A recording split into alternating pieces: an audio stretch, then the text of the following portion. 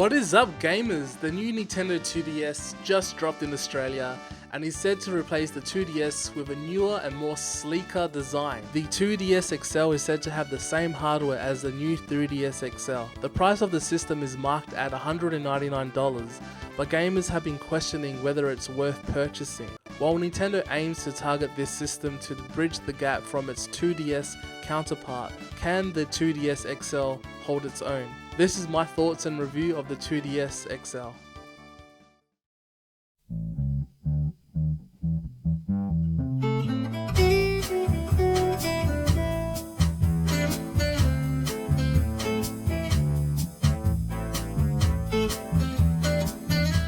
So looking at the new design of the box, it does look promising that this system is going to deliver the same experience or even better than the new 3DS XL and its 2DS counterpart. The first thing you'll notice is how light the 2DS feels in your hands. I'm not sure if that's a good thing or a bad thing, as I rather the solid feel of the 3DS, knowing that it has some weight and structural integrity behind it.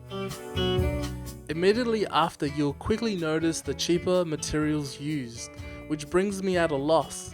If you look at the handheld from afar, you think it's built solid and tough until you actually pick it up and reality sets in. The matte finish, however, is awesome, and the rounded edges does make the handheld feel spot on in your hands, as it feels like you're actually holding a controller. Moving to the shoulder buttons, straight away you can feel again the cheaper materials used. The shoulder buttons feel very soft compared to the 3DS XL, where you can definitely feel the difference. Just play some Super Mario Kart SNES and do some cornering and you'll soon see what I mean. Looking at the micro SD card and game cartridge slot, at first I thought this was a pretty cool idea, but in retrospect I'm now seeing it more as a flaw. Yes, the micro SD card is quick to get to, but if you think about it, you're losing the ease of access to the actual changing of your cartridge. Having to always open this compartment to change a game will over time drive you nuts. I mean, it's a good idea, but perhaps a bad execution. They said it's to prevent your game cartridge from being ejected while playing, but I can't remember the last time that has ever happened to me. I mean, I've played heaps of games like, Super Smash Brothers to Monster Hunter, and I have never come across this problem. The Stylus pen is quite small. I believe it's around half the size of the 3DS XL. I would say it's not ideal for adults, but teenagers and kids, not a problem at all.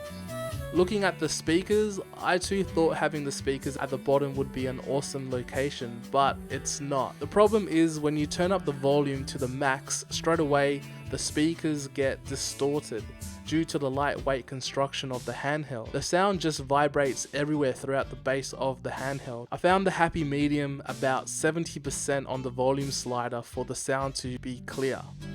The volume slider feels terrible when sliding, as all you have is this round, small, rough nib for the task of sliding the volume, which feels very weird, and again, another lightweight plastic being used. Comparing it to the 3DS XL, it's way more rigid and firm.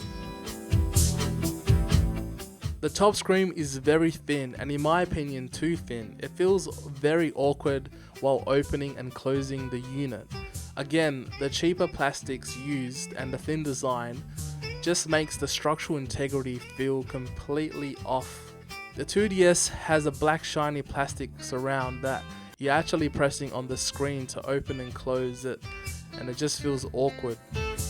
Now the 2DS XL is selling for $199, but I mean, for an extra $19 you can get the new 3DS regular with the changing plates for only $219, which in my opinion is 1,000 times better built in quality. Thank you very much for watching. Please do give a thumbs up if this video has helped out in any way.